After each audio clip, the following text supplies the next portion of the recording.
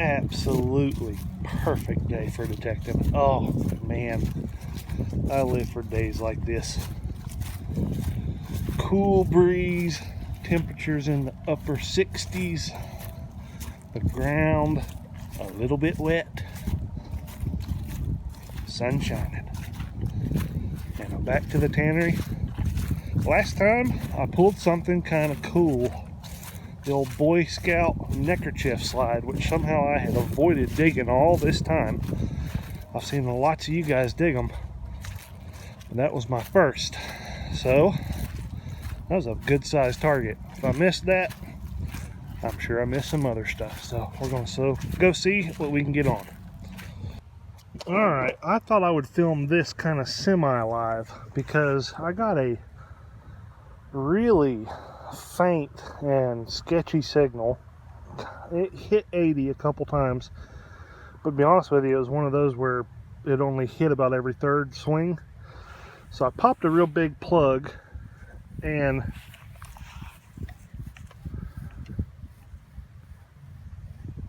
you see that? It's kind of everywhere from 81 to 90.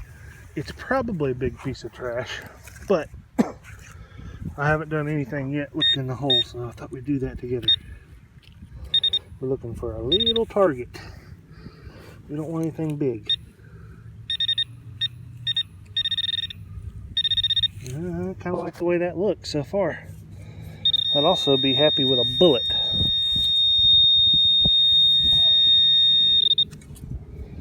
Let's see if that got it.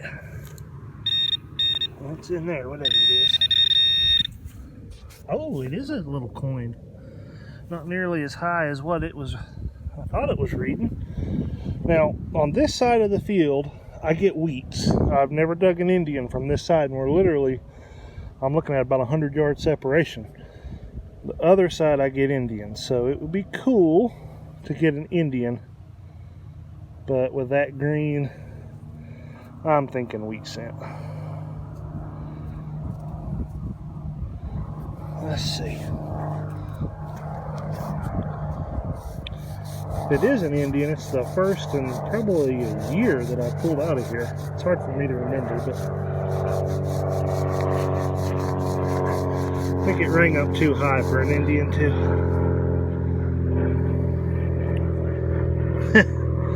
Well, we don't know any more than what we began. It is a little darker. It's got possibility. I think I see a shield at the top of that thing. Y'all see that? It may be an Indian. Okay, let me try to scrub on it here a second and I'll show you. Alright, it is an Indian. Check that out. Crusty as all get out, but it's a 1906. And I'm going to take a brass brush to that one because I think it'll help it. Got the back to pop a little bit. Very cool find, and the first on this side of the field, so there is hope. Gosh, you couldn't ask for a more beautiful day. Look at that. I have hunted this field 3 years now, and this is kind of where it all started for me. So I've got a tip if you're a beginner, and I've been talking to a lot of you guys that are saying, hey, you know, I'm thinking about getting a machine. Go for it. But if you really want to learn, the best place to do it is a place like this. And when I say like this, you may not have a huge open field, but you probably have a good chance of getting a permission on a spot that, you know, isn't an old home site, but maybe it is a cornfield. And A lot of metal detectorists probably won't mess with that because they're not going to fill their pockets full of fines when they go out there. Well, that's okay. This is a pretty quiet field, actually. You got to be willing to just find one thing. Maybe not every hunt, maybe every few hunts. But I promise you, if you've got an open stretch of ground, there's something to be found out there, and it's a great place to begin to learn signals. So get permission from a family member if they've got a big yard, a place that you can go back to again, and again. And in my opinion, that's a whole lot easier way to learn than hopping from yard to yard where the terrain changes and the amount of trash changes and you're kind of constantly guessing. Find a spot you can go back to. All right, that is a pile of coins, and I'm not doing a coin roll hunting video, but I had to include this because I got a new coin roll hunting buddy. Jackson, first time tonight, he started helping me look through some nickels. And we've been filling out the book, haven't we? And we found a few. I think we got the 49D, I think, tonight. And I got a 50-something.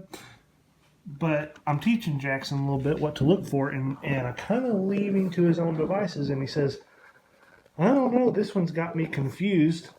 What did you find? I don't remember what it was called, but it's like... What's on the back of it? It's a bull? A buffalo. A buffalo. It's a buffalo nickel. Hold it real still. Now flip it again. The little booger pulled a buffalo nickel. Hey, don't call me that. You did good. And he really is. He's spotting some good dates. And we got a couple other cool coins. We got a nice toned one. It's got some cool toning. And then this one, which I don't know if that's just damage or some sort of a bad strike. I think it's damage. But anyway. Good job, bud. Well, here's a prime example of what I was talking about just a little bit earlier about hunting a field. Now, there was no house or structure out in this section, and we're probably, I don't know, quarter-mile away, maybe, or a little less from the old house. And I've never really found anything substantial out in the fields. So a lot of detectors may not take the time to hit this, but you know what? It is a field, and it was here when the old house was here, so maybe somebody dropped something. We'll see. All right, very first target. Looks like either a rivet or a button.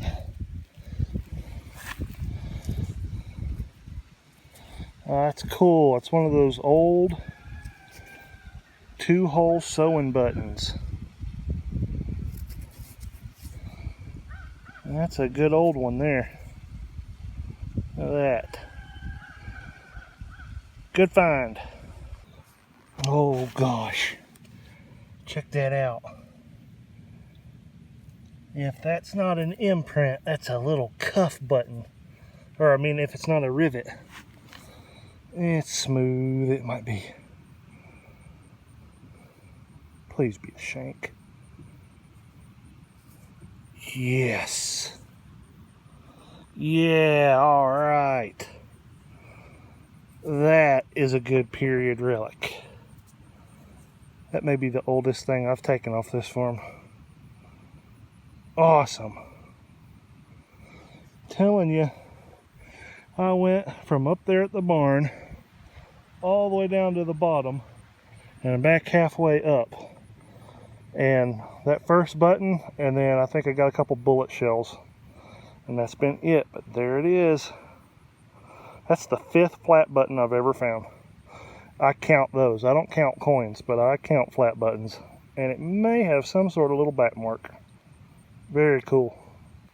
All right, I got a coin, and it was down about 5 inches. Well, this whole place was farmed, so no guesses, but that's a good deep coin for around here. What do we got? A wheat cent. Very cool. Pretty good shape. What year do we have? Oh boy, I think I saw what I just saw. Let me zoom in a little bit here.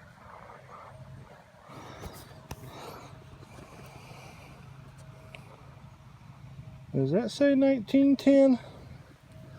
Let's do this.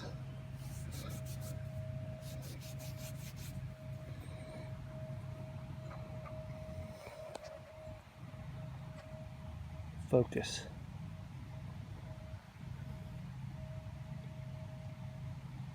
No, not 1910. Darn. 1936 though. I will take it. Out here all alone in the middle of this field. Alright, I got one to ID. What is that critter? It's got writing on it. So it says, whatever it says there, looks like the last three letters might be RIN across the top, and then right here, STL, St. Louis, Missouri. Maybe some damage with lettering missing on this side. Me, see what a pants wipe does for iron.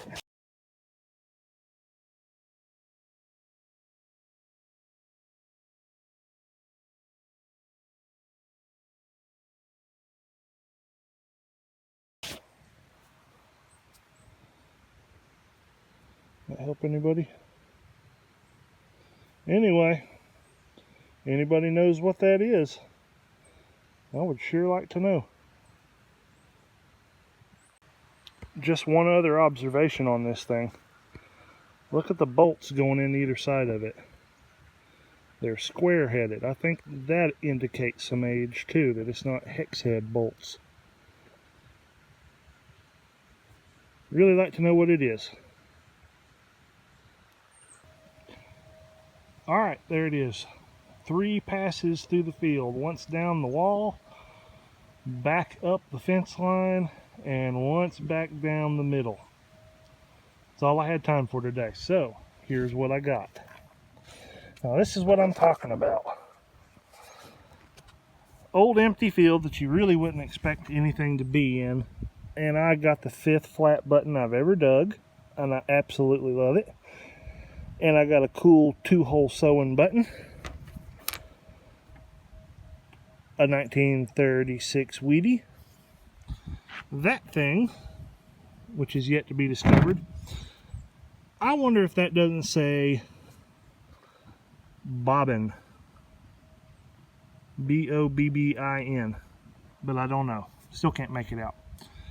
I got a couple bullet shells, whatever that thing is, and a big chunk of melted lead.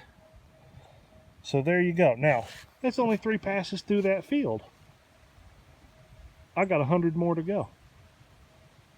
No telling what's laying out there waiting on us.